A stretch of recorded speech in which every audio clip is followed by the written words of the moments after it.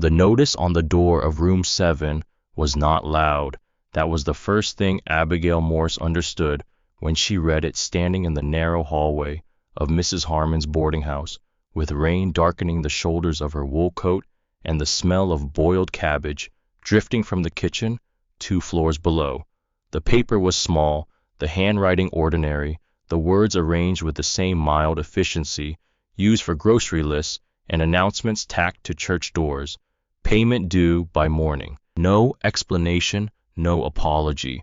The kind of sentence that expects you to already know everything it leaves out. She read it twice. Then she folded her hands around the cold door handle and stood there longer than necessary, because the act of going inside meant the act of understanding what came next. Abigail Morse had been delaying understanding for longer than she could honestly account for. Inside the room was the color of old teeth. The wallpaper had once been yellow, with small printed flowers, but the years had drained it towards something closer to surrender. A washstand with a cracked basin, a single window looking out onto the roof of the dry goods store below, where rain moved in slow rivers between warped shingles, a narrow bed with a quilt that belonged to no particular season, a pillow that held the shape of every head that had rested there before hers, and she had learned in 11 nights to avoid looking at it directly. On the floor beside the bed sat 3 wooden crates, not trunks, not luggage, but crates, the kind a sensible woman uses when she is moving things quickly and cannot afford to be sentimental about containers. The first held papers, the divorce agreement, property notices, a folded letter from a Lexington attorney, written in language designed to make law sound administrative, as though what it described were a matter of reclassifying land rather than dismantling a life. The second held photographs wrapped in newsprint. Her son Henry, at 7 years old, standing beside a horse considerably too large for him. Her parents at their 40th anniversary, her mother's hand resting on her father's sleeve in a way that looked like habit rather than performance. A formal portrait of herself and Edmund, taken the year they moved into the house on Sycamore Street, when she still held her own face like something worth holding. The third crate held the small things no court document ever accounts for, her mother's recipe cards written in pencil so soft with age they had nearly returned to suggestion, a sewing tin with a painted lid depicting a pastoral scene she had never been able to identify with certainty, though something in the proportion of the hills made her think it might be meant to be the countryside east of Lexington. A pair of reading spectacles with a wire frame she had bent and bent back into shape so many times the metal had developed something resembling a personality of its own. A wooden-handled brush with boar bristles she had used for cleaning carved furniture, the kind of object that becomes irreplaceable, not because it is rare, but because your hand has learned its weight so completely that any substitute feels like a lie told in 3 dimensions. $26 remained in her coin purse. She had counted it that morning and had not counted it since, because the number did not change. By looking at it more often, and looking at it more often only confirmed what she already knew. It was not enough to stay and not enough to go anywhere better. The pale mark where her wedding ring had lived for 42 years was still visible on her left hand. The skin there was softer than the surrounding skin, a little lighter, shaped by decades of pressure from something that was no longer there. She had not removed the ring dramatically. She had placed it on the kitchen counter the morning after Edmund finally said the words she had been hearing in the space between his sentences for months. And then she had walked to the front window and looked at the maple tree in the yard and waited for something inside herself to break open. Nothing broke. Everything quietly rearranged the way a room looks different when you move a piece of furniture that has stood in one place so long, the floor beneath it has faded to a different shade. Abigail Harper had been 25 years old when she first understood that wood was honest in a way that people rarely managed. She had learned this from her father, who ran a furniture repair shop in a building on the east side of Lexington, Kentucky, with one window too small to do its job and a workbench worn smooth by 40 years of use. The shop occupied a long, narrow space that smelled of linseed oil and walnut dust, a smell so familiar it felt less like an environment than a condition. He had taught her to read grain the way some men taught their daughters to read music first, a discipline, then a pleasure, then something so absorbed into the body that the distinction between the two became meaningless. A dent in good wood was not damage, it was record-keeping. A split along the grain was not failure, it was the wood telling you which direction it had always intended to go. Her father said these things without poetry, because he was not a poetic man, but the ideas were poetic in spite of him, and Abigail received them as such. By 25, she kept a notebook of her own designs, not fantasies plans, a rocking chair with curved spindles she had worked out on paper, through 4 revisions before the proportions satisfied her, a sideboard with hand-cut dovetail joints, sketched until the angles were true, a glass front cabinet for displaying the kind of china families inherit and rarely use. On the last page of that notebook, written in her steadiest hand, Harper and Daughter Restorations, Lexington, Kentucky, established, and then a blank line, because she had not yet determined the year, only the certainty. She met Edmund Morse at a church social in the spring, the kind of event where people stand in small clusters on a lawn and speak loudly about nothing important, because the real conversations happen in the pauses. He was 27, lean and quick in his movements, with the kind of attention that made you feel briefly like the only person in a room. He sold land, not the land itself, he was always careful to say, as if the distinction mattered. Honey brokered agreements between men who owned land and men who wanted it. He had ambitions that were not vague, which she respected. He had charm that was not shallow, which she found considerably more difficult to evaluate. They married 14 months later. The workshop became something she returned to on Saturdays, then on occasional Saturdays, then on the Saturdays when nothing more pressing required her attention, a category that grew so crowded with everything else that it ceased to function as a category at all. The notebook of designs moved from the kitchen table to the shelf in the sewing room, from the sewing room to the chest in the hallway, from the chest in the hallway to a box on the upper shelf of the bedroom wardrobe, where it rested behind a stack of Edmund's winter shirts, not forgotten exactly, but stored in the way things are stored when you intend to come back to them later, and later becomes the most dishonest word in the language. Henry was born in the winter of their second year. After that, the shape of Abigail's days changed in ways that were both ordinary and total ordinary, because every woman she knew had undergone the same transformation. Total because the transformation left so little of the former shape intact that the word change felt inadequate. She did not resent it. That was the complicated truth she carried alongside everything else. She loved the weight of her son in her arms when he was small. She loved the particular sound of his footsteps on the stairs as he grew older, a sound she could identify in the dark through walls. She loved the way the house felt on Sunday mornings when the light came through the kitchen window at a particular angle, and Edmund was still at the table, and Henry was still young enough to consider staying home a pleasure rather than a sentence. A person can be grateful for a life and still be slowly unmade by it. She had not understood this when she was young.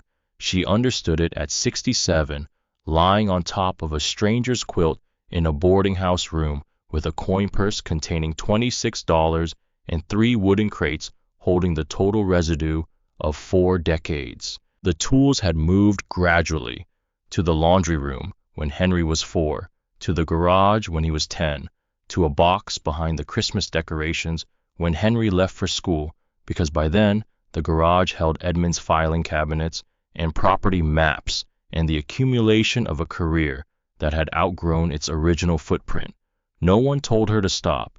That would have been easier to resist. The life simply kept requiring dinner and clean linens and a calm voice when negotiations over a land parcel went badly and Edmund came home with a tension in his jaw that she had learned to recognize and accommodate. The life kept requiring remembered birthdays and solved problems, and the kind of seamless domestic management that becomes invisible the moment it succeeds, which is always because the moment it fails, it becomes someone's complaint rather than anyone's contribution. She had been extraordinary at it. That was the thought she allowed herself rarely and put away quickly because it led somewhere uncomfortable. She had been extraordinary at making other people's lives run smoothly, and she had done it so completely that the people whose lives ran smoothly had come to regard the smoothness as a natural feature of their environment rather than the product of her daily labor. Edmund retired in the autumn of 1881. Abigail had imagined retirement differently. She had imagined mornings without urgency, a vegetable garden behind the kitchen, a cleared corner of the garage where she might bring a chair back to life. She had not spoken these imaginings aloud because they were modest, and she was 66 years old, and she had learned that modest imaginings, announced too early, have a way of being absorbed into someone else's requirements before they have the chance to become real. What retirement brought instead was a version of Edmund she did not immediately recognize. He stood in front of mirrors with an assessment in his eyes that had not been there before. He bought shirts in colors a younger man might choose. He took his meals at irregular hours and his evening walks along routes he did not describe when he returned. On the mornings when she asked how he had slept, his answers had the quality of performances complete enough to discourage follow-up, not quite full enough to satisfy. She gave him the kindness of doubt for longer than she should have. After 42 years, she knew the difference between a man working through something private and a man managing information, and she knew which one she was watching. But knowledge and accusation are not the same thing, and she was not a woman who accused without evidence, partly from fairness, partly because she had spent so long accommodating other people's comfort that the habit had calcified into something she could no longer easily distinguish from her own character. The telegraph arrived on a Tuesday afternoon in March.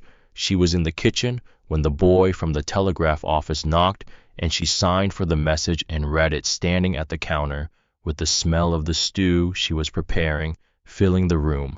Please inform Mr. Morse that his associate in Louisville awaits his reply.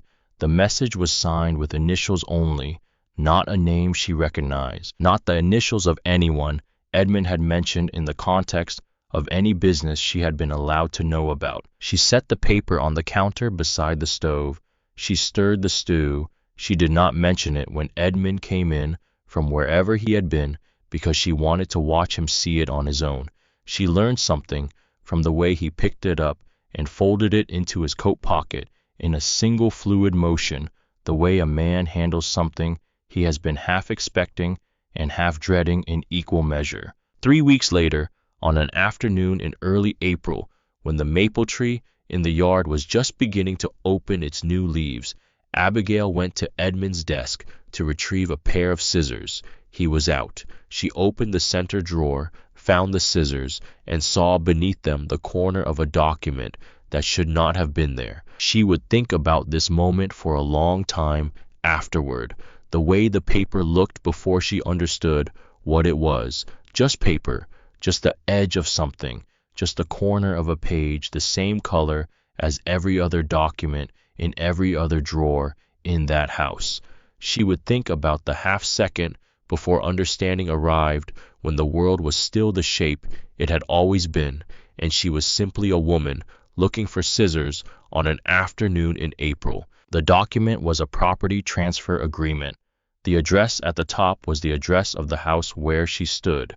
The signature at the bottom was Edmund's, precise and unambiguous, the same signature she had watched him place on 30 years of documents, deeds, client agreements, birthday cards to their son. The date in the upper right corner was the 17th of March, 3 weeks before this afternoon, 2 months before he had said a single word to her about any of it. The 17th of March. She had been planting onion sets behind the kitchen window that day, pressing each small bulb into the cold soil with her thumbs the way her mother had taught her, thinking about nothing more extraordinary than whether the ground had warmed enough to hold them. She had made Edmund's coffee that morning. She had washed his cup and set it beside the sink to dry.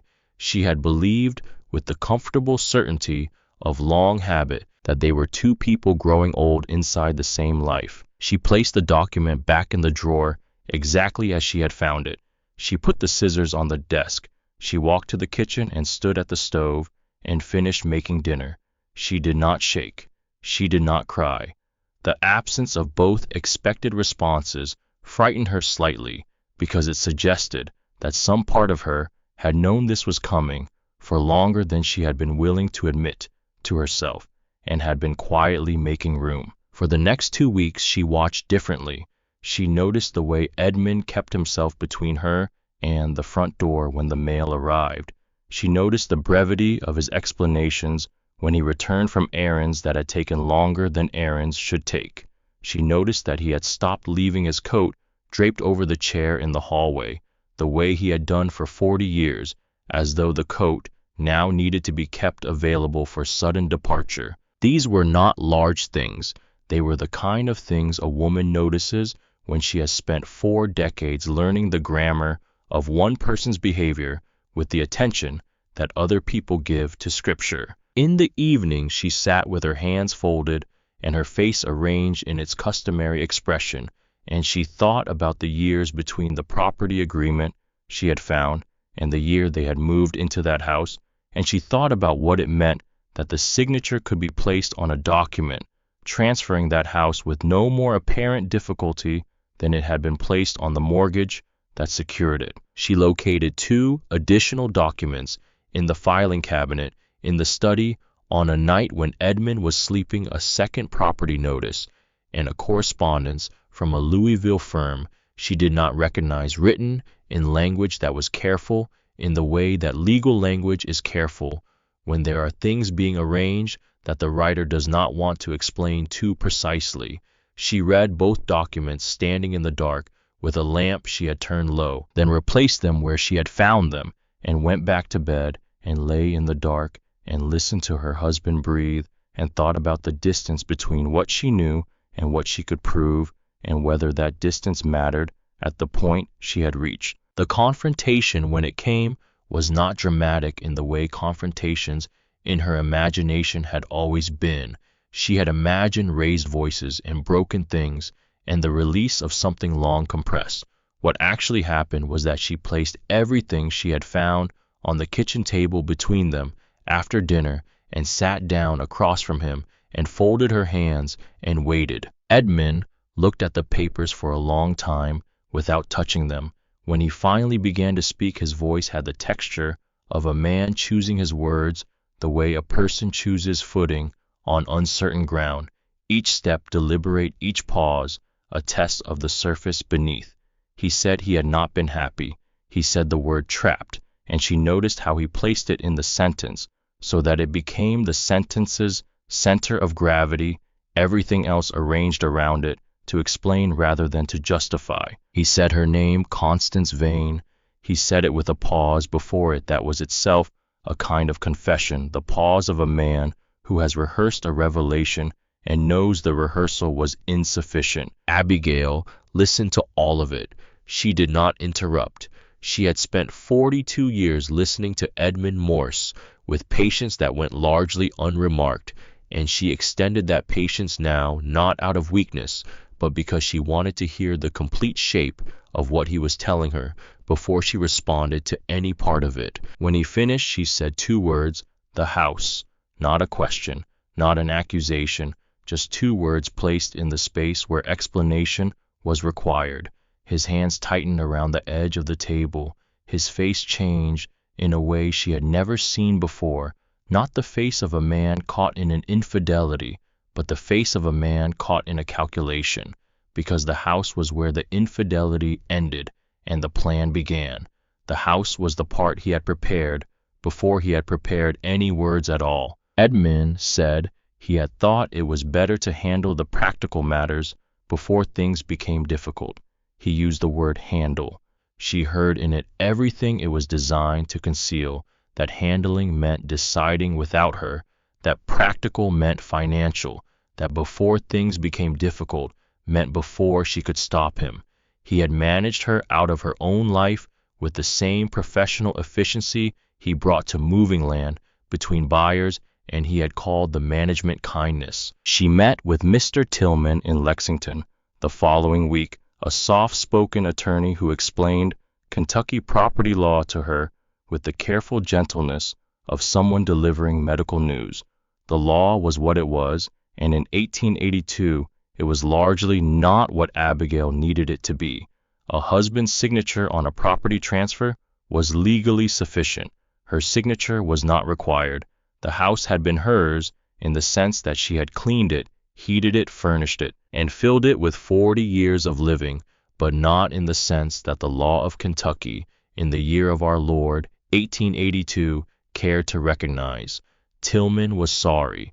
He was genuinely, visibly sorry, which made the information no less true and no less irrevocable. She wrote to Henry that evening. She did not write the truth. She wrote the version of the truth that mothers write to children who are living at a distance with jobs and mortgages and families of their own, the version in which everything is being managed and there is nothing to worry about, and she will let him know if anything changes. She signed it with love. She sealed it and addressed it to his home in St. Louis and set it beside the lamp to be mailed in the morning. Then she sat in the chair by the window and looked at the maple tree in the dark. She moved 3 times in the 11 weeks following her departure from Sycamore Street. The first room had been above an insurance office on Main Street, rented from a man named Greer, whose sister had recently married a farmer in Henderson County and vacated the space. The room was serviceable, and Greer was decent, and it lasted 13 days before his niece arrived from out of town in need of a place to stay while her husband looked for work. Abigail had thanked him, carried her 3 crates down the stairs herself, and loaded them into the back of a hired wagon without allowing her face to do anything that would make the situation worse for either of them. The second room was above Grantham's general store, accessed by an exterior staircase that was particularly unforgiving in the rain. The proprietor charged by the week and did not ask questions which she valued. She stayed 4 weeks until he needed the room for storage ahead of the winter dry goods order. He told her in the same flat voice he used for everything, and she received the news the way she was learning to receive all such information, as something requiring a response rather than a revelation requiring a reaction. Between moves and within them, she was learning the geography of surviving without money. She learned which households in and around Ash Hollow had enough work to offer in exchange for meals, a fence post, here a broken chair leg splinted, well enough to last another winter, a hem let down on a Sunday dress that a woman had grown into since the dress was made. She had always possessed practical skills, but she had applied them exclusively within the world of her own household for so long that rediscovering their external value felt like finding a door in a familiar wall that had always been there and never been tried. She called this managing. The word had a respectability the reality did not entirely support, but she needed the word, the way she needed the coin purse, not for what it contained, but for the act of holding it. The county library on Merchant Street became a reliable hour or 2 on the days when the weather was bad, and she had nowhere necessary to be. She read agricultural journals and back issues of the Kentucky Gazette. Occasionally, when she thought no one was watching, she allowed herself to sit with a book of woodworking engravings and study the details of joints and surfaces and finishes the way she had studied them 30 years ago at her father's workbench. The library was warm and quiet, and the librarian, an angular woman named Miss Garrett, who wore the same dark dress every day, Abigail saw her, had the particular courtesy of never asking why anyone was there. It was in the library on the 14th of October that Abigail first looked at the county map tacked to the wall beside the periodicals rack. She had passed it a dozen times without examining it. On this particular afternoon, with rain beginning outside and the light going early, from the windows she stood before it and looked with the attention she had recently learned to bring to things that might be useful. The map was old enough that some of the road lines had been hand-corrected in a different ink. The county seat was marked in red. Various quarry sites east of Ash Hollow were noted in the cramped official script of whatever surveyor had drawn the original. One road east of town had no notation beside it, a thin gray line that bent into the hills and stopped as though whoever drew it had decided mid-stroke that the destination was not worth announcing. She studied that line for a long time. It had no label. It led somewhere the map maker had not seen fit to name, which meant either it was unimportant or it was the kind of place that had existed outside official record for long enough that the record had simply moved on without it. The library closed at 5. The rain outside was serious by then, heavy and purposeful, the kind that arrives in October already knowing it will stay. Abigail walked to the periodicals rack and very carefully removed the county map from the wall, folded it into quarters along its existing creases, and placed it in the pocket of her coat. She would return it.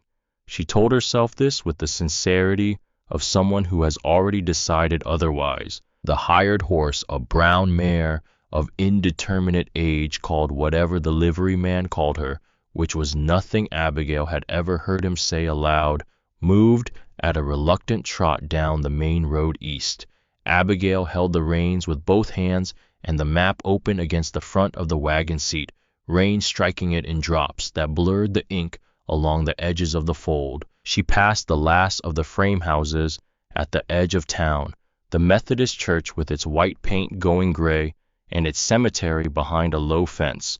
The road narrowed, trees pressed closer on both sides, the wagon wheels found old ruts and settled into them with the resignation of something that has been down this road before, or one very much like it. The gate appeared in the reach of the lantern, a single iron panel hanging from one post, the other post long collapsed into the brush at the roadside. A board nailed at chest height across what remained of the gate posts, and onto that board someone had fixed a painted sign, but the paint had peeled and faded until only the outline of letters remained. Abigail held the lantern close and made out what she could quarry sight, and below it closed, and below that a date that might have been 1871. A sensible woman would have turned the wagon around at this point. A woman with good judgment and somewhere better to be would have noted the rusted hardware, the collapsed fence line, the complete absence of any sign that human activity had occurred here within living memory. She would have flicked the reins and gone back to town. Abigail had been a sensible woman for 67 years, and sensible had left her with $26 and 3 wooden crates in a rented room where the wallpaper was the color of old teeth. She pressed the gate open and drove through. The road beyond was more suggestion than fact. Packed earth and loose stone with weeds growing up the center stripe where no wagon wheels had pressed for years. Tree branches had grown low enough to require ducking. The lantern light moved and swung, and the shadows on either side moved with it, and the rain kept coming, and the mare picked her way forward with an expression in so far as a horse can be said to have an expression of resignation rather than alarm, which Abigail found oddly encouraging. Then the trees ended, the quarry opened below and around her all at once, and she pulled the mare to a stop and sat very still. Limestone walls rose on 3 sides, pale even in the dark, with the particular blankness of stone that has been cut rather than shaped by weather. Clean vertical faces, interrupted by horizontal ledges where work had paused and never resumed. At the bottom, shallow pools had collected the rain and were collecting more, their surfaces broken into rings that spread and overlapped and spread again. Old machinery foundations sat half buried in vegetation. A rusted iron post, leaned at a patient angle from the earth. Young trees had pushed through cracks in the quarry floor, where years ago the weight of loaded wagons had compressed the stone into something close to pavement. She sat with the rain on her coat and the lantern in her hand and looked at all of it for longer than she needed to. The silence was different here, not the silence of a town after midnight which is just noise taking a rest, but the silence of a place that has genuinely been left alone, that has had years to develop its own relationship with quiet. It was the largest silence she had been inside since the house on Sycamore Street, and it felt nothing like that house. It felt like something that did not yet know her name. Near the back of the quarry, half hidden behind two sycamore trees whose roots had found their way between chunks of fallen limestone, she saw the cabin. It was small, smaller than she expected, though she had not known she was expecting anything until it appeared. A low structure of rough-hewn boards with a metal roof that had rusted to a color somewhere between red and brown. A porch with a sagging center board.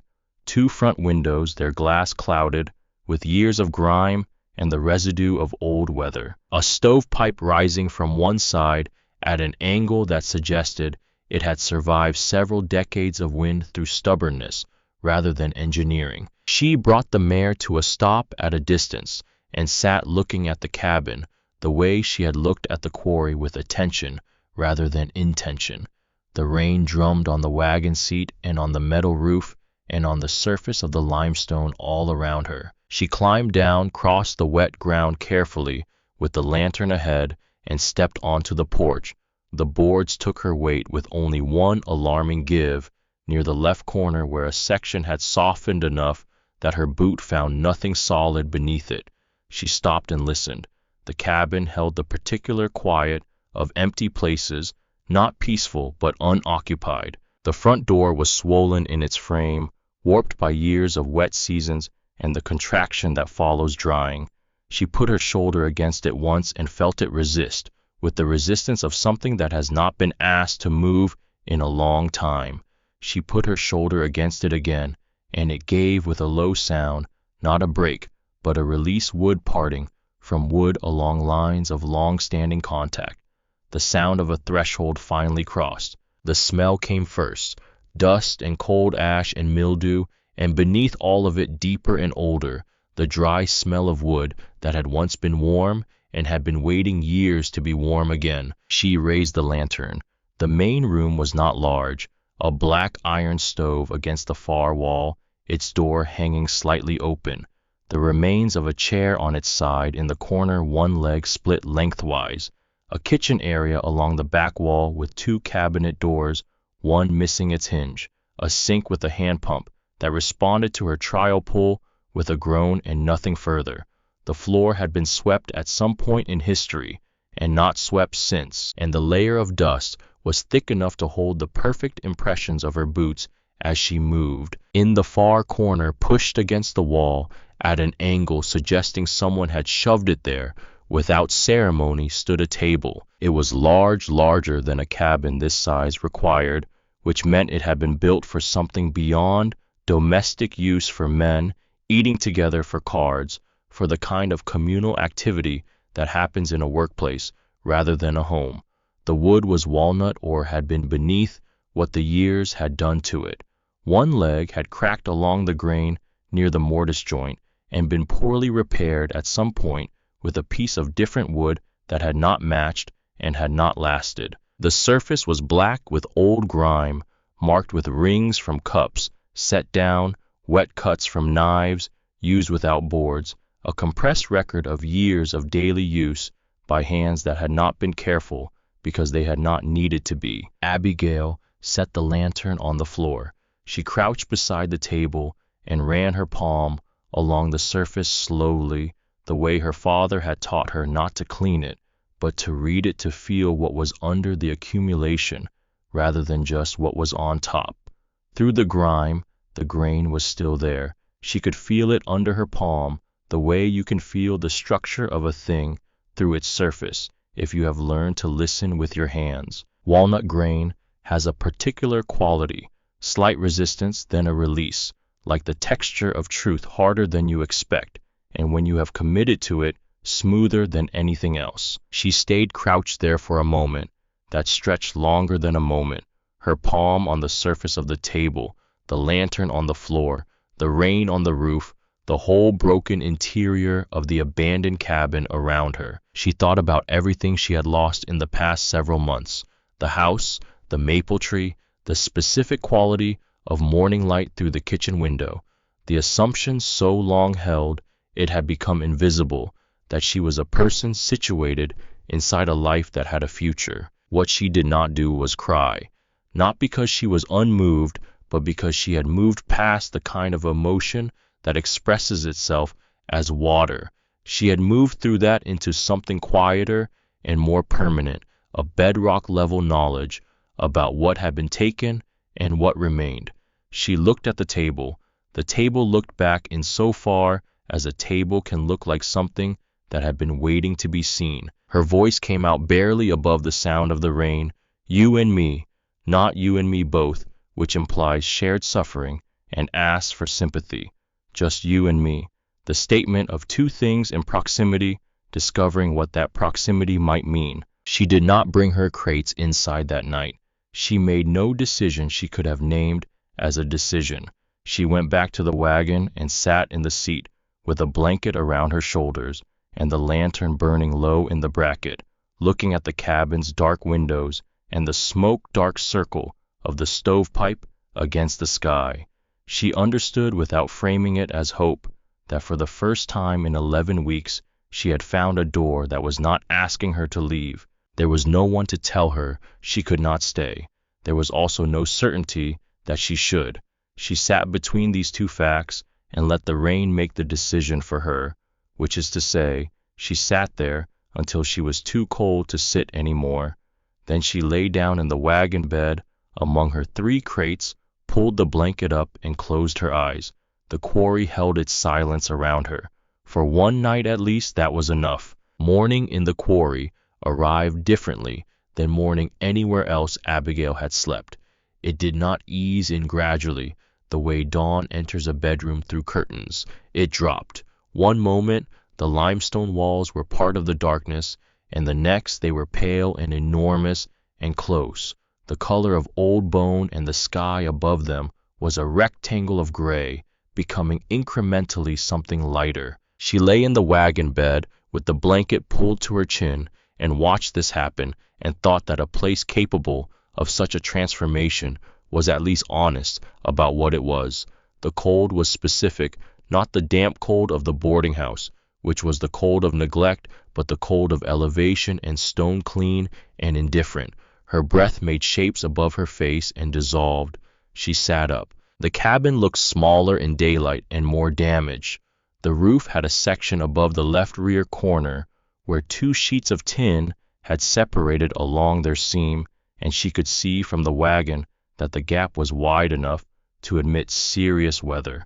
One porch upright had cracked at its base and been propped against the wall rather than repaired, evidence that whoever had last cared for this place had made triage decisions, and this particular upright had not survived them. The sycamore trees bracketing the cabin had dropped a season's worth of leaves onto the porch and along the foundation, the leaves gone dark and flat and matted, in a way suggesting they had been there through at least one wet season already. She climbed down. Her boots found the quarry floor, and she stood a moment, assessing the ache in her lower back with the same practical attention she brought to structural problems, locating the source, estimating the severity, determining what could be worked through and what required accommodation. The back could be worked through. She had been working through things her entire life, and her back was no different from anything else. She spent the first part of that morning making a list in her mind, which was the only place she had to make it. The stovepipe needed clearing before any fire was attempted. The porch board at the left corner required bracing or replacing. The window in the kitchen area had a crack running from the upper corner to the midpoint of the lower pane, and until that crack was addressed, wind would find it. The roof seam was the most urgent structural problem, which meant it was also the most expensive and the one she was least equipped to address immediately. The door between the main room and the back room hung wrong on its hinges. She could see this from 10 feet away, and a door that hung wrong was a door that would not close properly in cold weather. Cold weather was approximately 6 weeks away. $26. She had to decide what the first dollar bought, and that decision would determine every decision after it. She drove the mare back into Ash Hollow before 9 in the morning, returned her to the livery, and walked to Tanner's Hardware on the far side of the square. The man behind the counter, perhaps 60, with the quality of someone who has answered every question his inventory can generate and stop finding any of them interesting, watched her examine the stock without comment. She bought a tarp, a coil of wire, a box of mixed nails, 2 boxes of candles, a small pot of stove cement, and a handled brush suitable for cleaning flue pipe. The total was $4.30. She paid from the coin purse and walked out into the rain without calculating what percentage of $26 she had just spent, because the percentage was not the point. The work was the point. The work had always been the point, which was something she was only now beginning to understand fully at 67 years old, standing in the rain outside a hardware store in a town where she had not existed 6 weeks ago. She had no money left for food that day. This was a problem she solved by calling on Albert Coleman, a farmer whose property bordered the eastern edge of town, and whose fence line she had noticed 3 weeks prior. 2 posts, heeled over a third, snapped at the ground. She knocked at the farmhouse door and made her proposition directly. She would set the posts, pack them wire, the fence line back to plumb, and in exchange she would take a loaf of bread, whatever root vegetables he could spare, and a quart of lamp oil. Coleman looked at her for a long moment with the expression of a man trying to determine whether he was being presented with a solution or a new kind of problem. Then he pointed toward the barn where his post maul was hanging. She worked for 3 hours.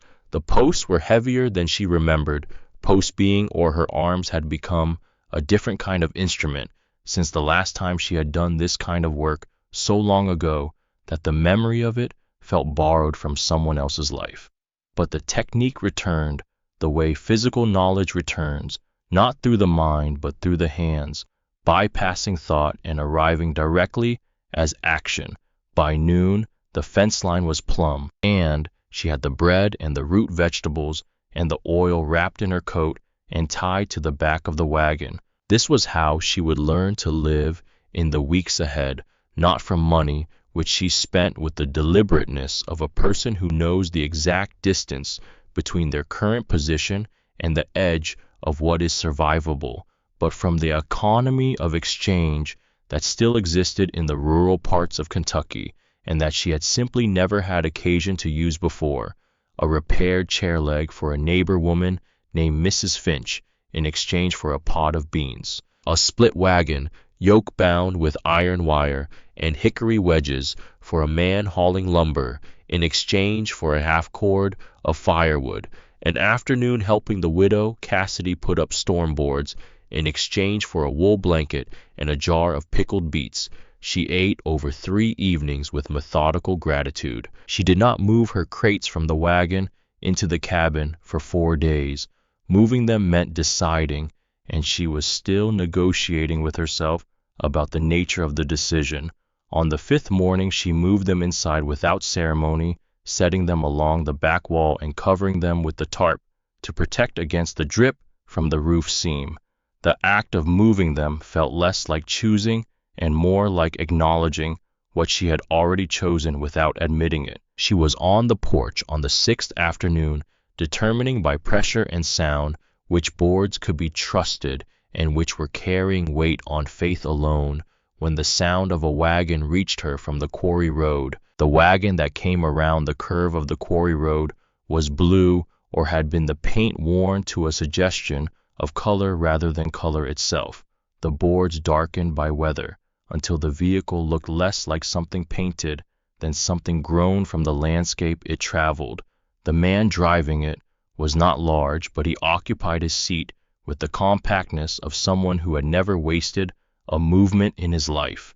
White beard along the jaw, canvas jacket darkened at the elbows and shoulders, where decades of outdoor work had left their specific signatures, a cap that had been crushed and restored to shape so many times it no longer remembered its original form. He brought the wagon to a stop at a distance that was respectful without being timid, and sat looking at the smoke coming from the stovepipe smoke that represented 2 days of effort on Abigail's part, largely accomplished through failure before it was accomplished through understanding. He climbed down without haste, walked toward the cabin with a toolbox in one hand, his eyes moving across the stovepipe, the new tarp visible through the window.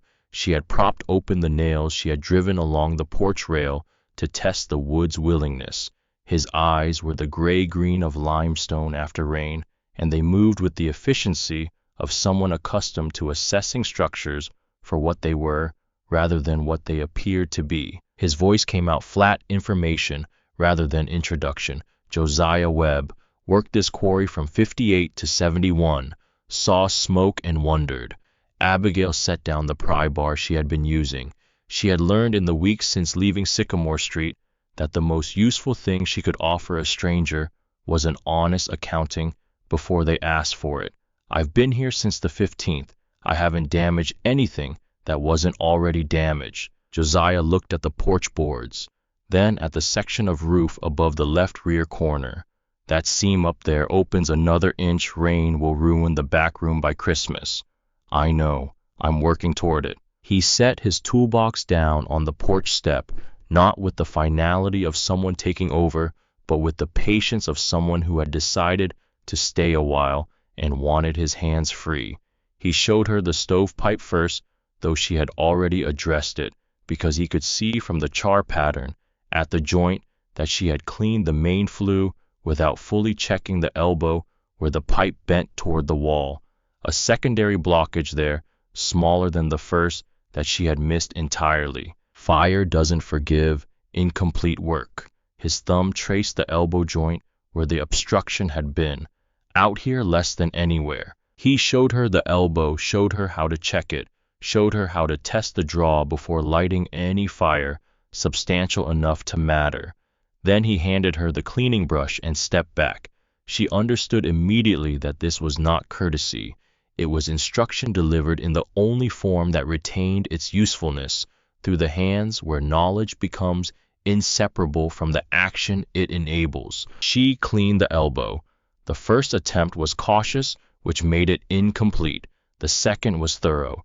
He said nothing either time, and his silence was its own kind of language, communicating that she was being evaluated, not on whether she succeeded, but on whether she recognized the difference between what she had done and what the work required. He came back 3 days later with scrap lumber in the wagon bed and spent an afternoon showing her how to sister a failing joist, placing a new piece of wood alongside the damaged one, fastening them together so that the sound wood carried the load the compromised wood could no longer manage. He demonstrated the principle once on a section of the porch, then pointed to the spot where the next failed joist was and waited. Abigail picked up the handsaw. The first cut went slightly off square. She did not ask for correction. She looked at the cut, determined its error, made the adjustment herself. The second cut was true. People think old wood is weaker than new. Josiah ran his thumb along a gray exterior board she had been debating whether to replace. Sometimes it is. Sometimes it's just finished looking impressive. That's not the same thing. She kept this sentence the way she kept certain objects in the third crate, not because it was addressed to her specifically, but because it told her something about the person who had made it, and because it was the kind of sentence that continued doing work long after it was spoken. The walnut table waited through all of this with the patience of an inanimate object, which is to say, it waited without impatience or preference, simply present and unchanged, while everything around it shifted. Abigail worked on the structural problems first, because they were urgent, but each time she crossed the main room, her eye found the table. She had begun to see it less as a problem to solve than as a proposition, a question about what she was still capable of. Stated in the language she understood best, she began on a Tuesday morning after Josiah had gone. She pulled the table away from the wall in careful increments, checking the cracked leg at each shift to ensure the joint would hold the movement. She brought it to the window, where the light was best.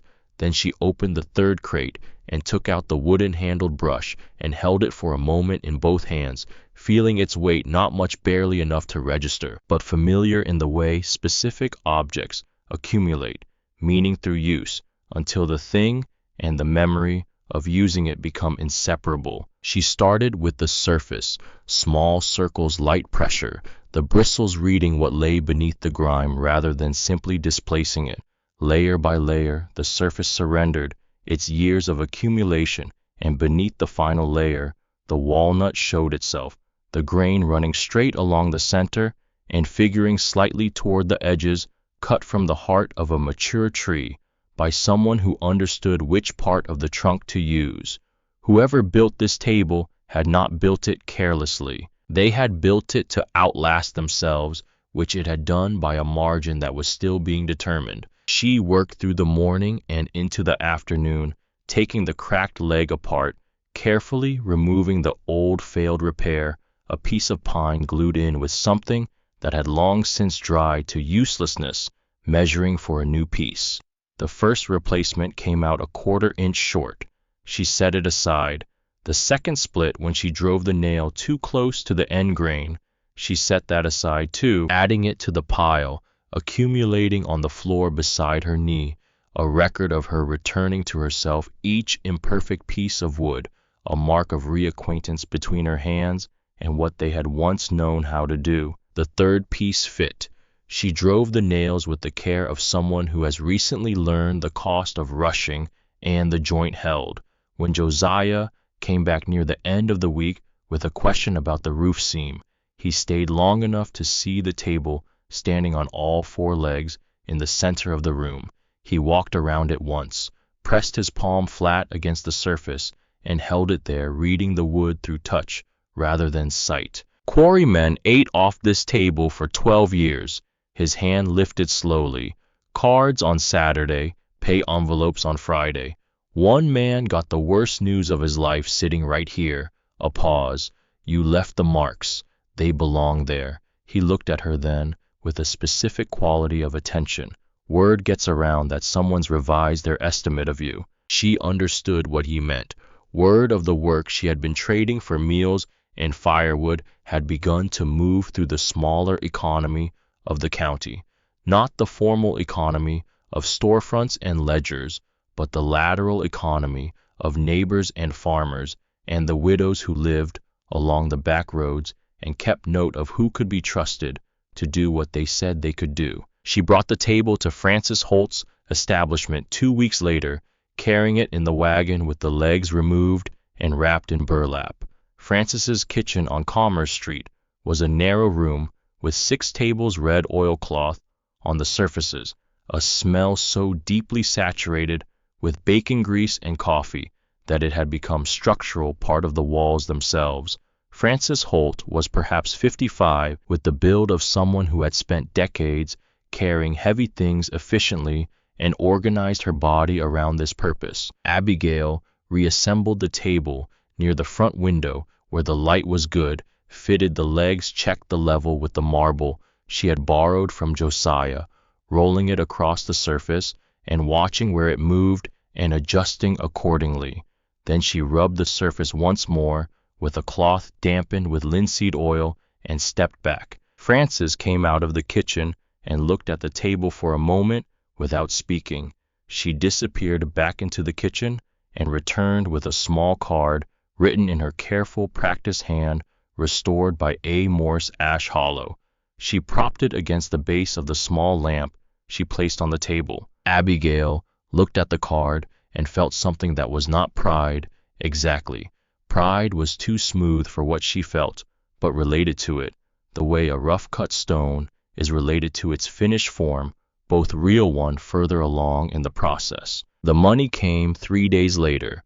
Francis sent word through Josiah, who came by the cabin on his way past $4 from a family who had asked about the table and then commissioned a repair of a Windsor chair with a cracked bow. Abigail sat with the 4 folded bills in her palm and did not move for a while. It was not that the amount was large. It was that the money had traveled through no one else's hands between the work and hers, that it had come out of her particular knowledge, applied to a particular problem, arriving at her through the directness of that path, uncomplicated by anyone else's approval or mediation. She bought more sandpaper, 3 grades and a small pot of proper finishing oil. The night she found what was under the kitchen floorboard began as a practical investigation. She had noticed the board days earlier, not consciously, the way you notice things that demand attention, but peripherally, the way the body registers wrongness before the mind has named it. The board was slightly proud of its neighbors, raised by a fraction, invisible to the eye, but perceptible to the sole of a boot. She worked the board up with the pry bar in the early evening, while light from the stovepipe vent still warmed the main room. The board lifted at one end with less resistance than she expected, as though the nails holding it had been drawn before and replaced in a hurry without being fully seated. Beneath it, a space between the floor, joist packed with dust and mouse sign, and wrapped in a piece of oilcloth, so old it had become rigid with age, a bundle the size of a folded newspaper. She did not reach for it immediately. She held the lantern over the space and looked at the bundle long enough to be certain about what she was seeing and what she was not. No movement, no evidence of recent disturbance, nothing that suggested anything other than what it appeared to be something someone had put here deliberately long ago and left. She lifted it out carefully, carried it to the table, and unfolded the oilcloth with the deliberateness of someone who understands that brittle things have only one opportunity to be open without damage. Inside, a set of papers folded into quarters, a key of iron worn smooth at the bow where handling had polished it over years, and a map drawn on heavy paper that had survived considerably better than the oilcloth meant to protect it. The map was of the quarry property. She could identify the walls, the main floor, the road in from the east. Most of the written notations had faded beyond recovery, but one section in the lower right corner had been drawn in a slightly different ink that had held better, and the words there were legible. A line had been drawn around a specific portion of the map, not the whole quarry, not the main working area, but the cabin, the path running south toward what the map labeled Calder Spring, and a narrow strip of land along the service road leading back to the main gate. Beside this line, written in black pencil that had somehow remained true while everything around it aged into illegibility, caretaker parcel. Below that, Calder Spring Road, 1851. She read the words twice, then a third time, pressing the map flat with both palms to ensure the lamplight fell on the letters evenly. The folded papers were a deed notation and what appeared to be a partial record from a county court proceeding, both so fragile she did not fully open them for fear of losing words along the fold lines. Enough was legible to establish that in 1851, by action of the county court, the land encompassing the cabin and the spring path had been legally separated from the main quarry parcel and designated for the use of whoever served as caretaker of the site. She sat with this for a long time in the quiet of the cabin. Josiah came by the following morning. She set the map on the walnut table between them. He picked up the key, first turning it in his fingers the way he turned most things, not examining it so much as asking it a question. Then he looked at the map. His face changed in the way she had come to understand meant he was deciding how much to say and in what order. "You've heard of this before?" She did not frame it as a question. He set the key down beside the map with precision. There were stories when the quarry was closing. Folks said the cabin had been split off from the main land years back, kept separate for whoever watched over things. He traced the outline on the map without touching the paper. Nobody could find the paperwork when it came time to settle the company's debts. Bank assumed it all ran together, but the court ordered it separated in 51. Seems like it. He straightened. Company went bankrupt in 71. Records changed hands twice. Some things got paid, some didn't. After a while, nobody wanted to untangle it because the land wasn't worth anything once the quarry closed. Until now, Abigail said. Josiah was quiet in the way that means a person is confirming something they have already calculated. Until now. She drove to the county courthouse in Ash Hollow the following morning. The records clerk was a young man who had the unfortunate habit of pitching his voice slightly higher when speaking to older women, as though age and diminished hearing were synonymous. He pulled out ledgers, ran his finger down. Columns disappeared twice into the back room. The second time he was gone long enough that she understood something unexpected was happening. When he returned, he was carrying a different ledger, older, and his voice was no longer pitched high. There's a notation here from the court in 51 that matches what you're describing. He set the ledger on the counter and turned it so she could read. But there's also a matter of more recent record. He paused with the precision of someone choosing words, not because he wanted to speak them, but because he could not choose otherwise. A petition was filed on this property 2 weeks ago. Abigail kept her hands flat on the counter. By whom? I'm not able to share that information, ma'am. She drove back to the quarry with the information sitting in her chest like a stone placed there by careful hands. Josiah found the name through routes she did not ask him to describe in detail. He had 30 years of relationships in and around Ash Hollow and a working knowledge of which courthouse employees drank their coffee at which establishments and what they said when they were comfortable and off their guard. What came back to her within 4 days was this: the petition had been filed by Edmund Morse, her husband, the man who had handled property records for most of his professional life, who therefore knew exactly how to search an old county index for a notation from 1851 about a piece of land that everyone else had forgotten. She sat with this knowledge in the cabin that evening. Around the same time, Francis sent word about a stranger in town, a man in a dark suit who ate at the diner twice and asked questions without purchasing things, who wrote in a small notebook he kept in his breast pocket, who asked Francis on his second visit whether she knew of an older woman who did woodwork, and if so, where that woman might be found.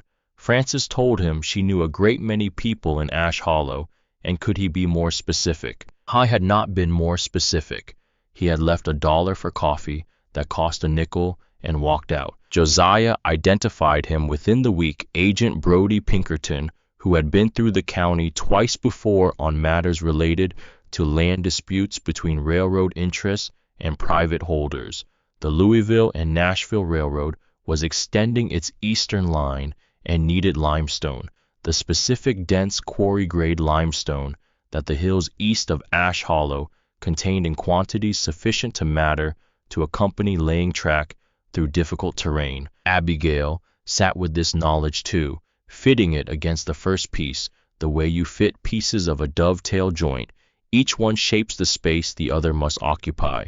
Edmund had not simply wanted to leave. He had wanted to arrive somewhere specific, and the price of the ticket had been paid in the currency of her life. Constance Vane had not come to Edmund because she found him interesting.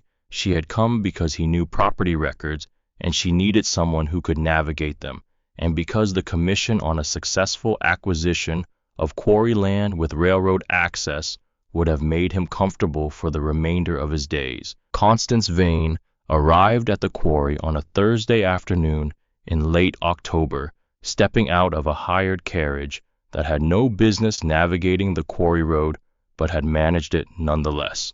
She was perhaps 40, dressed in a traveling coat that had not come from any shop in Ash Hollow, the cut too deliberate, the fabric too considered. Her face held the steady appraisal of someone accustomed to calculating the distance between what she wanted and what stood between her and it. Abigail was planning a cabinet door on the sawhorses outside the cabin when the carriage appeared. She did not stop working. Mrs. Morse, Constance Vane's voice carried the particular evenness of a woman who has learned to negotiate in rooms where women were not expected to negotiate. I believe we can speak to each other as reasonable people. I'm always reasonable, Mrs. Vane. The plane moved along the cabinet door, the blade taking the wood cleanly. What followed was the kind of negotiation that wears the costume of courtesy.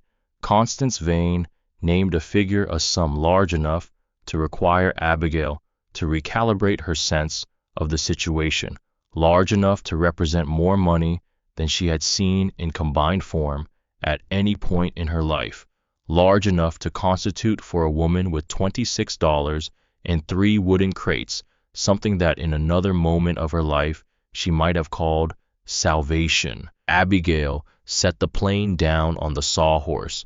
She looked at the woman across the quarry yard, at the coat, at the carriage, at the expression of someone who has never genuinely encountered the word no as a final answer. This isn't about what money I need. Her voice was even in the way a well-planed surface is even, not naturally smooth, but made so through effort and attention. This is about what I'm building. Something shifted behind Constance Vane's careful eyes.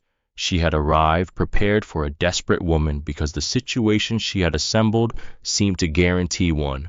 She had not prepared for a woman who had spent the previous 3 weeks learning how fire works in an abandoned cabin, how old joists can be made to carry new weight, how a surface buried under decades of grime still contains everything it ever was. Constance Vane left with her courtesy intact.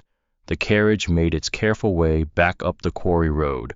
What the encounter gave Abigail was something she had not had before she had seen the face of the person arrayed against her, and she understood that Constance Vane had not yet won because she had never previously encountered anyone who would not eventually sell. The storm arrived in November with the thoroughness of something that had been building its argument all autumn and had finally decided to make it.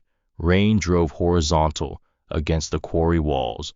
Wind took the bucket she had left on the porch and threw it against the far limestone face, and she heard the clang from inside with a satisfaction that was partly relief and partly evidence of how much the cabin had come to feel like something she was responsible for rather than something she was merely sheltering inside. She was reinforcing the kitchen cabinet hinges by lamplight when she heard the horse outside, not Josiah's wagon, whose rhythm she knew by now, but a single horse moving faster than the weather warranted for unfamiliar ground.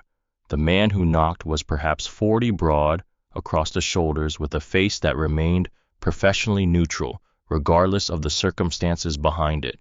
His coat had not come from any shop in Ash Hollow.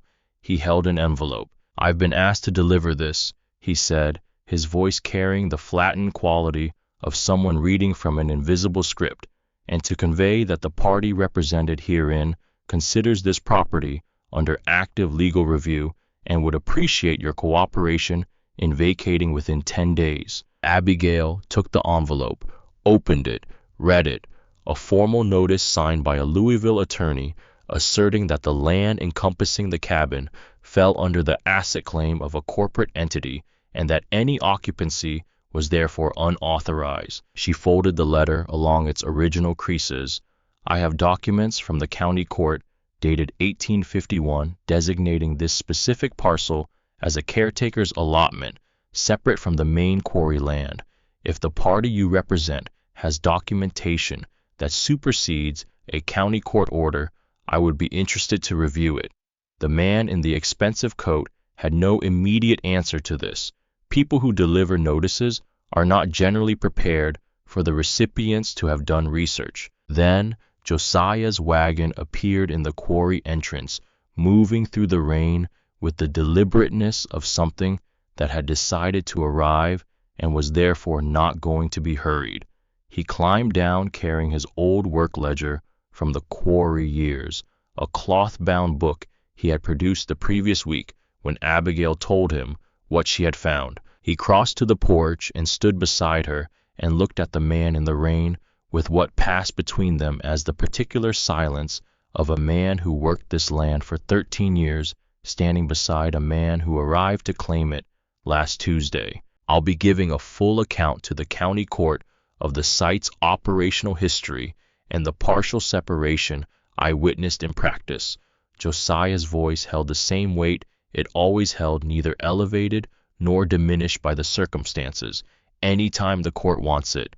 The man left before the rain worsened. Henry Morse arrived on the 22nd of November, coming off the eastbound train from St. Louis with a single bag and the expression of a man who had been composing his face for a long conversation and was not certain the composition was adequate. I had received her letter, the honest one, the one she had finally written in the second week of October, when the weight of carrying the performance of fine had become heavier than the weight of the truth itself. She had not told him everything. There is a portion of damage that a mother keeps from her children, not because she is protecting them, but because some things are too specific to the architecture of a particular life to be transferable. She had kept that portion and given him the rest. He stood in the quarry entrance and looked at the cabin, the patched roof, the plumb fence line she had repaired with wire and recovered posts, the wood stacked along the south wall under a canvas cover, the small garden plot she had prepared for spring, turned, composted, bordered with stones she had carried from the quarry floor one at a time, the sign on the gatepost, Quarry Light Restorations, burned into a cedar plank she had cut and shaped herself, the letters pressed in with a heated iron rod, held steady by the kind of attention that makes the hand an extension of the intention behind it. When he finally turned to look at her, his face had released its prepared composition entirely. What was underneath it was something she recognized without being able to name precisely, because it was the expression of someone confronting the distance between their understanding and the truth, discovering that the distance is their own. I kept writing that you were fine. His voice carried the roughness of a man managing emotion through the vocal cords rather than around them. I needed to be fine for a little while longer than I was. She had thought about how to say this and had found that the direct version was the only one that did not require explanation afterward. He walked to the cabin and she walked beside him, letting him look at everything without narrating it, because what she had built did not need explanation. She was tired of explaining. What he told her that evening beside the stove, after they had eaten, after the cabin had settled into its nighttime sounds, came out in pieces. He had clearly been carrying longer than he had been carrying his bag. He had known about Constance Vane before the divorce. A colleague in St. Louis who maintained business relationships in Louisville had mentioned Edmund's name in connection with a land acquisition involving railroad interests, mentioned it casually as the name of a useful local contact in April. Henry had not known what to do with the information. He had told himself it might mean nothing. He had told himself his father would make a different choice. He had told himself his mother was the kind of woman who managed things, and that this, like everything else, would be managed. I was wrong about all three. He was not asking for forgiveness. He was doing something harder, making an accounting the way you make an accounting when you understand that the debt is real, and paying it requires starting with the true number. Abigail looked at the stove. The fire she had built that evening was drawing clean, throwing heat the way the stove was designed to throw it when the flue was properly set and the wood was properly dry. She had learned to build this fire through failure and attention and the willingness to try again when the previous attempt had gone wrong. There was nothing in this she could not also apply to the conversation she was having. We'll carry this where it needs to go. Her voice came out steadier than she expected, more resolve than comfort. Both of us. The following morning, Frances Holt came to the cabin herself, rather than sending word. She came before breakfast, which meant she had left town early, which meant the information was urgent. She sat at the walnut table with her coat still on and her hands folded, and told Abigail that Edmund Morse had arrived in Ash Hollow 2 days prior. He was staying at the Grantham Inn. He had spoken to the land records clerk at the courthouse. He had asked at Tanner's Hardware whether they knew of a woman purchasing restoration supplies. He had sat at her counter, Francis said, and drunk his coffee, and looked at the table that Abigail had restored, and had not said anything for a long time. Then he had asked where the woman who made it could be found. Francis had told him she knew a great many people in Ash Hollow. The fire in the stove continued to draw, clean and steady. The quarry outside held its silence with the permanence of something that measures time in geological terms and considers a few weeks of habitation a barely perceptible event. Abigail looked at the window where she had replaced the cracked glass with a piece cut to size by Josiah and fitted in an afternoon that had tested every limit of her patience and precision. The new glass was slightly thicker than the original, and the light through it was marginally different, not better, not worse, but changed the way everything changed when you replaced what had broken with something you had chosen yourself. Henry was watching her from the chair near the door. He had his father's posture and her father's eyes, and a nature entirely his own that she had watched develop from infancy with the attention a person gives to something they love and cannot fully understand and must accept on those terms. The smoke from the stovepipe would be visible from the quarry road. It would be a straight, steady line in the cold morning air, the kind of line that a man trained in reading property and the signs of human occupation would recognize for exactly what it was. She was not hiding anymore. She was not certain she ever had been, not from the people worth revealing herself to.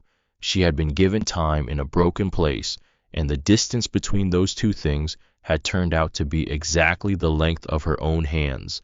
Edmund arrived on a Thursday morning, which was the kind of detail that lodges itself in memory, not because it matters, but because the mind in moments of significance reaches for whatever anchor is available. Abigail was at the sawhorses outside the cabin, working a cabinet door with a hand plane when she heard the horse on the quarry road. She did not stop planning. She adjusted her grip, continued. The stroke, felt the blade take the wood, listened to the sound it made, that particular whisper of iron on grain that tells you whether you are cutting true or cutting at the wrong angle. She was cutting true. She kept her eyes on the work and let the sound of the approaching horse tell her what it was going to tell her. Edmund came around the curve and saw her before she turned to look at him, which meant he had a moment to arrange his face, that she did not have to arrange hers. When she did turn, she saw that the arrangement had cost him something. He sat the horse with the slight stiffness of a man who does not ride often, and had forgotten this about himself until the ride reminded him.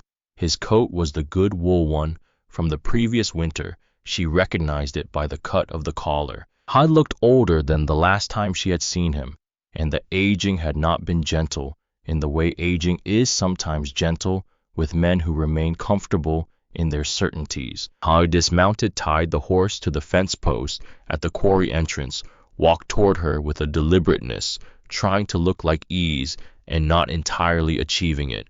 He stopped perhaps 10 feet away, the distance of a man who understands he does not have the right to come closer without being invited, and is not certain an invitation is coming. He looked at everything around him, the patched roof, the stacked wood, the garden plot with its careful rows of turned earth waiting for spring, the cedar sign at the gate, the cabinet door on the sawhorses, the curl of walnut shaving on the ground at her feet. His expression was that of a man standing in a room he built, finding that someone else has reorganized the furniture in ways that make more sense than his original arrangement, and being unable to decide whether to acknowledge this or be diminished by it. Abigail. Her name in his voice sounded like something he was testing the weight of, as though he could not quite trust it to hold what he needed it to carry. She set the plane down on the sawhorse. She pulled off her work glove from her right hand and tucked it into her apron pocket. She looked at him with the attention she brought to a piece of damaged wood, not with hostility, not with welcome, but with the intention of seeing accurately what was actually there. Edmund, nothing added, no question, no softening, no performance of either coldness or warmth, just his name returned to him the way he had sent hers. You did all of this. Not quite a question, not quite a statement. The grammatical form of someone who knows the answer and is buying time with the asking. Not all at once. She said it without emphasis. 3 words that contained every cold morning and every bent nail, every night she had lain on the cabin floor and determined that tomorrow she would get up and continue. She did not dress the sentence up because the dress was not the point. I had prepared for grief, she thought. He had prepared for need or anger or some combination that would have given him a recognizable role to play the apologetic husband, the reformed man offering remedy. He had not prepared for a woman planning cabinet doors on a Thursday morning in November, with the self-possession of someone who has stopped waiting for anything she cannot build herself. I've been told about the legal situation. He paused. Constance's attorneys, the petition they filed. Another pause. I want you to know I didn't authorize that action. She looked at him steadily. You filed at the courthouse 2 weeks before her attorneys filed anything. He did not look away. To his credit, some things had to be granted to him, and she had decided before this moment that she would grant what was honestly his without withholding it and take nothing that was not. I knew about the parcel from old records. I thought if I established a prior inquiry, it would protect the acquisition for the railroad's purposes. He stopped. For your commission. The word landed flat, not brutal, not designed to wound, simply accurate in the way a true measurement is accurate. This many inches, no more, no less. I took a breath that was longer than a casual breath. I've thought about how I could explain what I did in a way that makes it something other than what it is. I haven't found that explanation. He looked at the new board she and Josiah had sistered against the failing section of the cabin wall, the old wood and the new wood fastened together, the sound carrying what the compromised no longer could. Constance is gone. The railroad found a different parcel north of here. There's no commission. I'm not concerned with what you've lost in this, Edmund. She said it without cruelty, without apology. I have enough to be concerned with on my own behalf. He nodded. The nod was genuine. He had arrived prepared to perform contrition and had found instead that the situation required him to simply be sorry, a different and more demanding thing, stripped of the costume of gesture. I can help with the legal costs, with the hearing. I know the county records well enough to be useful. She picked up the hand plane from the sawhorse, turned it in her hands once, feeling the familiar weight of it, the grain of the handle smooth under her palm. I know what I have and where it's recorded and what the law says about it.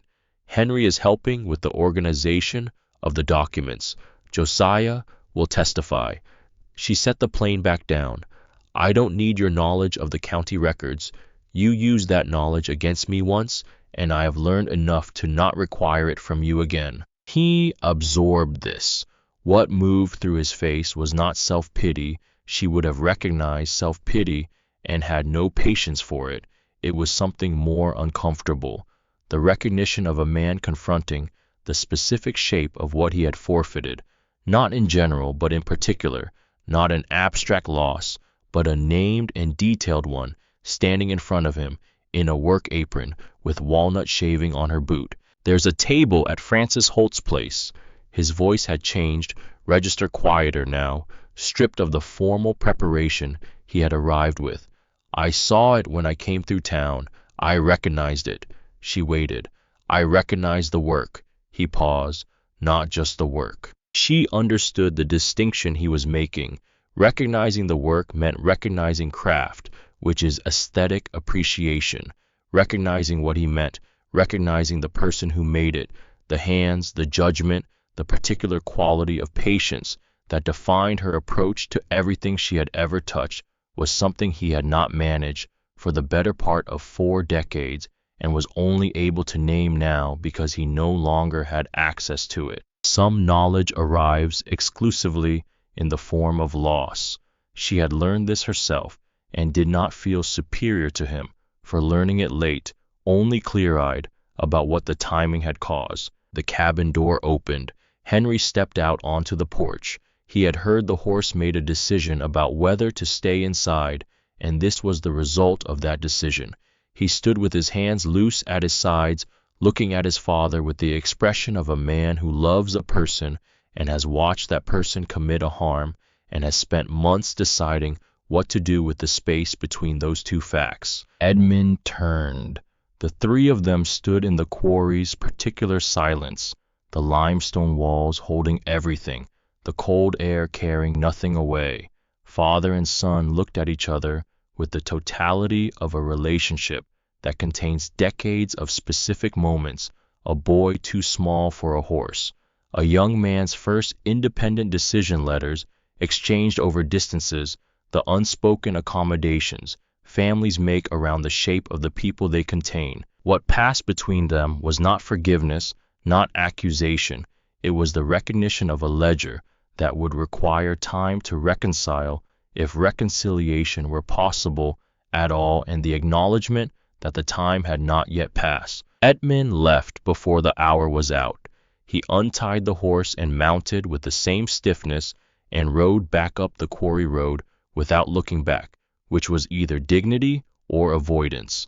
Abigail did not spend energy determining which. That same week she wrote to him through Attorney Blaine in Lexington, not because she needed to communicate anything requiring a legal intermediary, but because she understood that Edmund now spoke the language of formal documents, and she was willing to meet him there.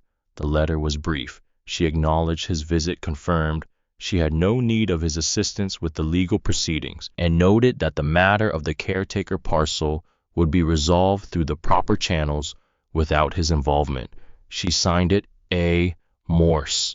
It said everything it needed to say and nothing it did not. 3 weeks later, a letter arrived from Blaine's office. Edmund had written it himself and given it to Blaine to formalize and transmit a choice that told her something about how much he had come to understand about her over the course of this year.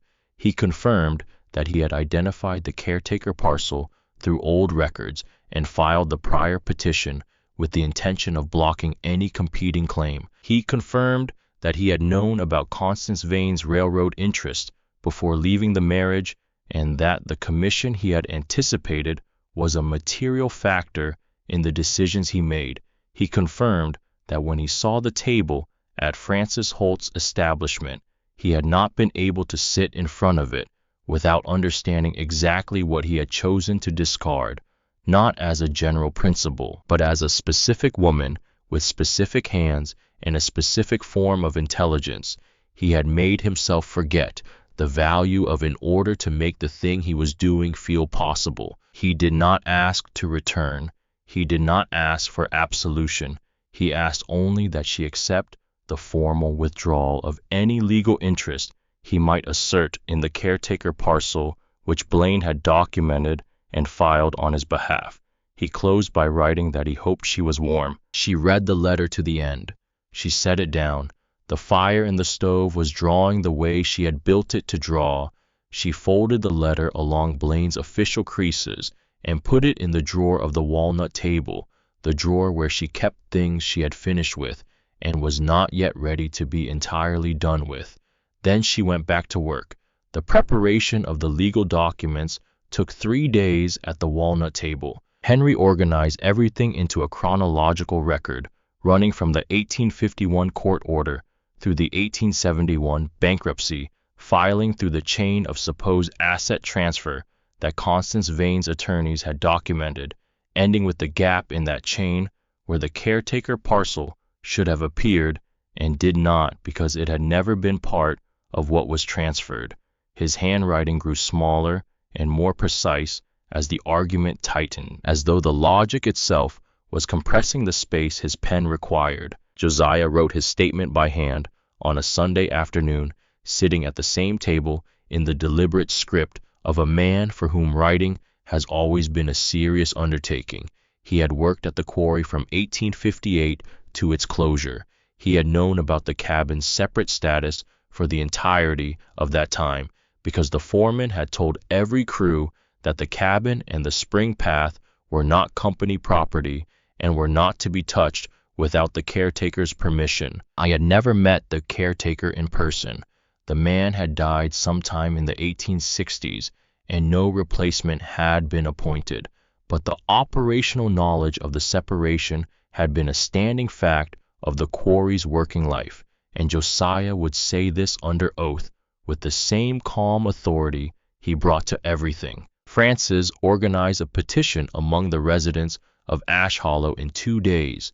37 people signed it, most of whom had seen Abigail's work in various forms around the town and had formed opinions that were largely favorable. The petition was not a legal document. It was an attestation of presence and character, and the kind of contribution to a community that becomes visible only when someone thinks to look for it. Abigail wrote her own statement last. She drafted it 3 times before writing the version she intended to present, discarding the first because it explained too much emotion and not enough law, the second because it explained too much law and not enough fact, the third because it was the right length but the wrong order. The 4th version was the one she kept. 2 pages, the facts in sequence, the documents cited, the legal principle of adverse possession as it applied under Kentucky statute, no appeal to sympathy, no narration of personal history except where it bore directly on the question of her presence and use of the land. It was the most precise thing she had ever written, and it had taken 40 years of accumulated experience to learn to write that precisely. The hearing was set for the 14th of December. In the weeks between, she worked. This was not defiance. It was simply that the work was there, and the work was what she was. A commission came through Francis for a Lexington family's dining set, a table for 8 4-side chairs, 2 armchairs, all in matching walnut, needing the accumulated damage of 40 years, addressed without losing the evidence that the pieces had lived through those years together as a set.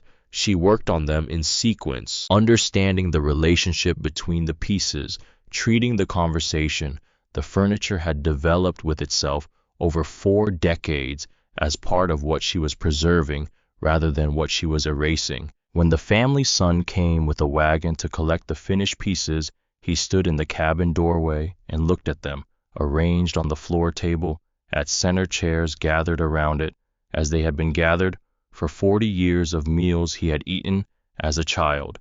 He stood there without speaking for longer than the moment required. Then, "It looks like my grandmother's house again." He said it the way people say things they did not know they were going to say, surprised by their own accuracy. Abigail received the $22 he left on the table. She received his observation. She treated both with the same seriousness because both were true measures of what the work had accomplished, just denominated differently. The county courthouse in Ash Hollow was a brick building 2 stories tall with a portico supported by 4 white columns that had been painted so many times the paint had developed its own topography. The courtroom on the 2nd floor held perhaps 60 people in fixed rows of wooden benches. By the time the proceedings opened at 9 in the morning, every bench was occupied with additional people standing along the back wall. A land dispute in a small county in 1882 was not a quiet matter. Everyone present understood that the outcome would establish something about the nature of rights and records, about what a woman standing alone in a quarry cabin could claim as her own. Constance Vane's attorneys were 2 men from Louisville. They presented their case for 40 minutes. The chain of title from the quarry company, through bankruptcy, to the creditor's estate, to Constance Vane's corporate entity, was documented at every link. The 1851 order was dismissed in 2 sentences, an administrative notation of uncertain legal standing, predating the company's primary operating period, never recorded in the main parcel index. This was where they had made their error. The order was not in the main parcel index because it had never been part of the main parcel. It had its own index entry in a different ledger, and Abigail had a certified copy of that entry obtained by Henry on a Tuesday morning when a courthouse records keeper named Mrs. Aldrich had given him access to the older storage in the courthouse basement, with a comment suggesting she had some idea of what he was looking for and where it was. Abigail was called to present. She stood at the front of the courtroom with her 2 pages before her and looked at the room. Judge Harwood, a man whose face carried the particular weathering of someone who has heard too many arguments and learned to evaluate them on structure rather than volume. The Louisville attorneys with their stacked documents, the rows of ash hollow faces she had come to know over 2 months. Henry in the second row, the organized file open on his knee. Josiah in the third row, his statement folded in his coat pocket. Frances toward the back in her good hat. She did not perform distress. She did not perform confidence either, which would have been its own kind of performance. She presented the sequence of facts with the same care she brought to fitting a new board alongside a damaged one, measuring each statement against the actual record, leaving no gap between what she said and what she could support. The 1851 court order was not an administrative notation. She placed the certified copy before Judge Harwood and identified the county seal, the presiding judge's signature, the specific legal language establishing the partial separation. The bankruptcy of 1871 had transferred assets belonging to the quarry company. The caretaker parcel had not belonged to the quarry company since 1851. What cannot be owned cannot be transferred. The creditor's estate had acquired what the company possessed at the time of dissolution, and this parcel had not been in that possession for 19 years before the dissolution occurred. She was not finished. Under Kentucky statute, a party who had occupied and maintained land openly, continuously, without opposition for a period of years, established a cognizable claim regardless of the recorded title situation. She had occupied and maintained the caretaker parcel since October of 1882. Her occupation was open. She had conducted a business from the site. It was continuous. She had not left except for the purposes of that business. It had not been opposed prior to the filing she was now contesting. She was not arguing that this was sufficient to confer title. She was arguing that it was sufficient to establish standing, and that with standing came the right to pursue the formal claim process under the statute. Judge Harwood looked at the documents for a long time. He asked one question: whether the separation order of 1851 had ever been formally rescinded by any subsequent court action. She told him she had searched the records with Mrs. Aldrich's assistance and found no such rescission. He asked the Louisville attorneys the same question. They conferred briefly and said they were not aware of any rescission but would need time to investigate. Judge Harwood gave them that time. He gave himself time as well. He recessed the hearing for 30 days. 30 days was not victory. She had known it would not be resolved in one afternoon, and she had prepared herself for the length of the process, the way she had prepared for every other difficult thing since October, by calculating what was required and determining that she was capable of providing it. She drove back to the quarry in the late afternoon with Henry beside her on the wagon seat, the December light going early in the way it does at that latitude, the limestone walls above them holding the last of it, while the quarry floor fell into early shadow. You were very clear. His voice carried observation rather than simple praise, the way a person notes something they recognize has taken a specific kind of work to achieve. She kept her eyes on the road, which required attention at this hour. Clarity is just preparation wearing different clothes. He was quiet for a time. Then, I should have told you what I knew in April. Yes, she did not soften it. The accuracy of the accounting mattered too much. And I should have told you the truth earlier than I did. A pause that held something she recognized, the weight of a person revising their understanding of what they owe. We both held back, and it cost us both. She guided the horse around a soft spot in the road, feeling the give of the ground through the reins. We'll carry it forward differently. The quarry received them in its particular silence. The limestone walls stood pale in the last light. Somewhere above the left rear corner of the cabin, the repaired roof seam held against the cold. Henry stayed through December, managing correspondence and organizing the documents for the potential continuation of the legal process. He did not mention when he intended to return to St. Louis, a silence, she noted, without raising the way you note a structural feature that requires monitoring but not immediate action. Josiah came twice a week, as he always had, sometimes with a practical purpose, sometimes without, in the way that people establish the habit of presence when they have decided that presence matters. The response from the courthouse arrived on the 4th of January, 1883, carried by Mrs. Aldrich's assistant rather than the standard post, the first indication that its contents were not routine. Henry was at the table with his files when Abigail opened it. She read it standing the way she had learned to receive consequential information, upright still, with her whole attention committed to understanding before she allowed herself to feel. Judge Harwood had reviewed the complete record. Constance Vane's attorneys had confirmed they could identify no rescission of the 1851 order. The judge found that the caretaker parcel designation, having been established by court order prior to and independent of the quarry company's primary operating period, was not subject to transfer through the company's bankruptcy proceedings. The parcel's legal status was therefore not resolved by the 1871 dissolution. As to the question of title, the matter required further process, formal application through the county land office, a review of the tax record for the parcel, a hearing on the adverse possession claim.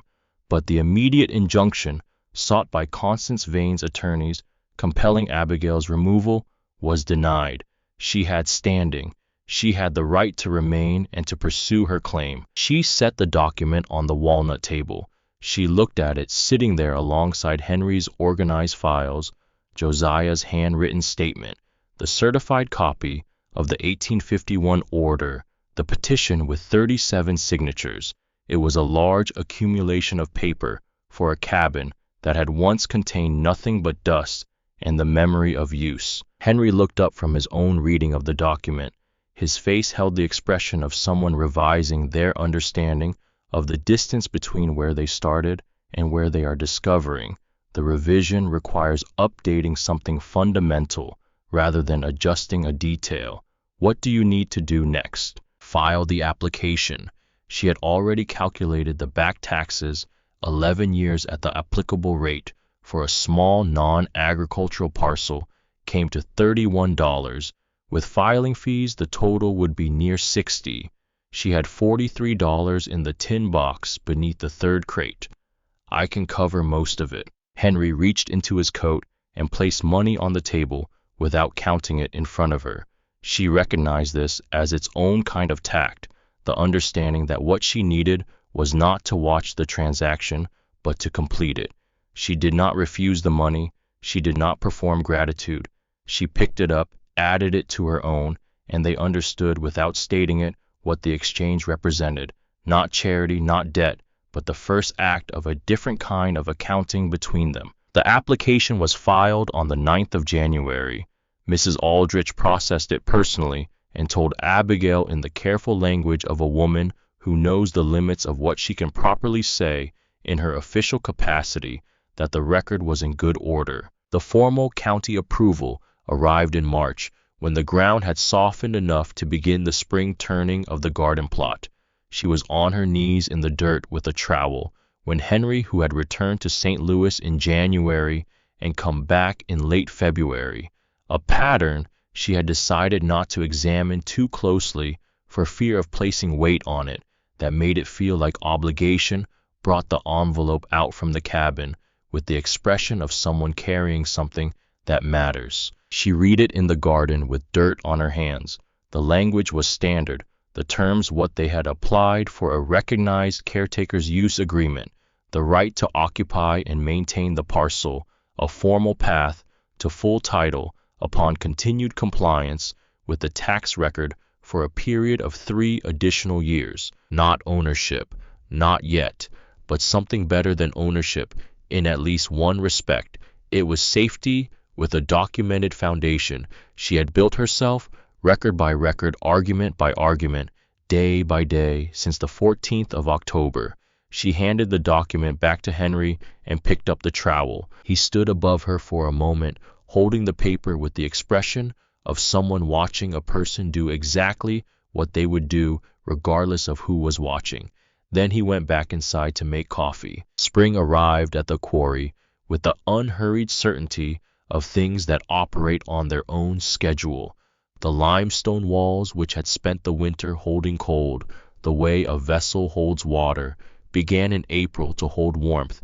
Instead, the stone taking the longer sun and releasing it slowly through the evenings, so that the quarry floor stayed a few degrees warmer than the surrounding countryside after dark. Quarry light restorations grew in the way things grow when they are given consistent attention and not forced to produce more than the season will support. By April 4, commissions were in progress, including the largest. Abigail had received a set of library shelving for a judge's household in Lexington, who had heard about her work through the circuit of conversation that moves through Kentucky society by word of mouth between people who trust each other's judgment more than they trust advertising. The judge's wife had written to ask if A. Morse would consider the commission. A. Morse had written back to confirm she would. The exchange had occurred in the register of two people conducting professional business, which was the register. Abigail preferred the one that did not require her to explain herself before being taken seriously. Josiah built a proper workbench outside the cabin in April across 2 Saturdays using salvaged materials he had sourced without announcing the project in advance. A long structure with a flat surface true enough to work on and a vise pulled from a closed smithy in the next county. He built it while she watched, and she occasionally handed him something. And he did not acknowledge her watching, and she did not acknowledge being watched.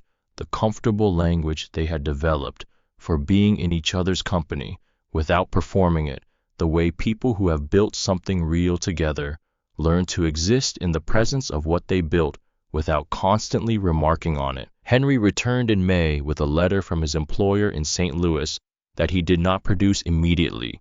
He mentioned it 3 evenings after his arrival, sitting at the walnut table with a cup of coffee, in the tone of someone reporting a professional development that carries no particular emotional content. His employer had agreed to allow him to manage certain accounts from a remote location, not a common arrangement, but one that a competent man could negotiate if he made a sufficient case for his own value and was willing to accept certain constraints on his advancement in exchange for certain freedoms of geography. He said this. Abigail listened. They did not make any statement about what it meant for him or for her or for the distance between St. Louis and Ash Hollow. They did not need to.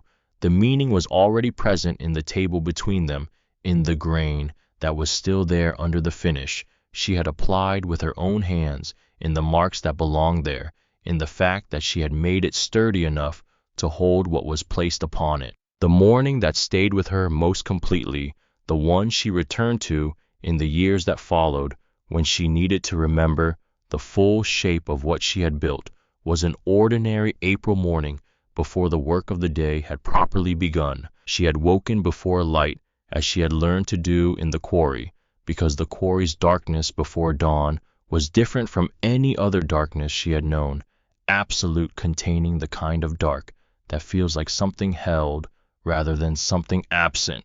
She had made coffee on the stove and carried it to the porch in both hands and stood there while the sky above the limestone walls made its transition. First, the tops of the walls where the sky above was marginally lighter, then the plains of limestone themselves pale and close and enormous, Then the floor, the old machinery foundations, the young trees that had pushed through cracks in the stone, the garden plot with its new rows, Josiah's workbench, the stacked wood under its canvas, the cedar sign at the gate. Everything assembled itself out of the dark, in the order of its height, highest surfaces catching the first light and passing it downward, so that the world rebuilt itself from the top each morning, and you watched it happen, as though witnessing something being restored rather than simply illuminated. Then the light reached her hands. She looked at them wrapped around the coffee cup, the steam rising between her fingers.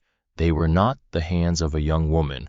They carried the geography of use, the callous lines, the ink stain at the base of her right index finger from a marking pen that had leaked the week before, the small scar on her left thumb from a chisel slip she had managed with a strip of cloth, and considerably more irritation than fear. They knew the weight of the hand plane and the draw saw and the finishing block. They knew the specific resistance of walnut, that slight hardness, giving way to smoothness once you had committed to it, and the different resistance of oak and the yielding quality of pine that required a lighter touch, a more patient approach. They had learned all of this in the past 6 months, or rather, they had relearned it because the knowledge had been there all along, placed out of reach by the accumulation of other requirements, waiting with the patience of things that do not need to be urgent for the moment when she would have sufficient reason to come back for it. What Edmund had left her with in the final accounting was not what he had intended to leave her with. He had intended to leave her with nothing, with the legal minimum, the administrative residue, the acceptable settlement that looked fair on paper and functioned like an erasure in practice. What he had actually left her with was the thing he had not known she possessed, because she had not fully known it herself, or had known it and learned to dismiss it in the long practice of making herself smaller than she was. I had left her with the necessity of finding out what she could do when doing was the only option remaining. The necessity had turned out to contain everything she needed. The light continued its descent into the quarry. It came for the sign, last of all the cedar plank with its burned letters, Quarry Light Restorations. She had burned those letters herself with an iron rod she had heated in the stove and pressed to the wood with careful deliberateness, letter by letter, checking the spacing and the depth before committing each stroke, not from timidity, but from the understanding that accurate preparation is what allows confident execution, that the patience in the beginning is what makes the certainty at the end possible. The light found the letters and held them. For a moment the sign was the brightest thing in the quarry. Then the light moved on and everything else came forward to meet it, and the morning was fully itself. She carried her coffee back inside, set it on the walnut table, the grains still visible beneath the finish she had applied with her own hands, the marks still present, the repaired legs still holding the history of the table's use, still legible to anyone who knew how to read it. The table had waited through everything. It would continue to wait in the years ahead for the next commission, the next document laid across its surface, the next question Josiah posed by picking something up and turning it in his hands without speaking. It would hold all of this the way good wood holds everything it has been through, not by erasing the evidence of use, but by incorporating it, letting the damage become part of the structure, letting what the years had done to the surface become inseparable from what the surface was. She put on her work apron, stepped back outside to the sawhorses, where the cabinet door waited in the morning light. She found her footing. She checked her angle. She drew the plane along the grain in one long, clean stroke, and the wood opened under the blade, the way it always opened when the tool was right and the approach was true, and the hand behind it had finally learned what it needed to know. The shaving curled away and fell to the quarry floor, pale and thin and complete, already part of what had been and no longer part of what was being made. She reached the end of the stroke, lifted the plane, began again.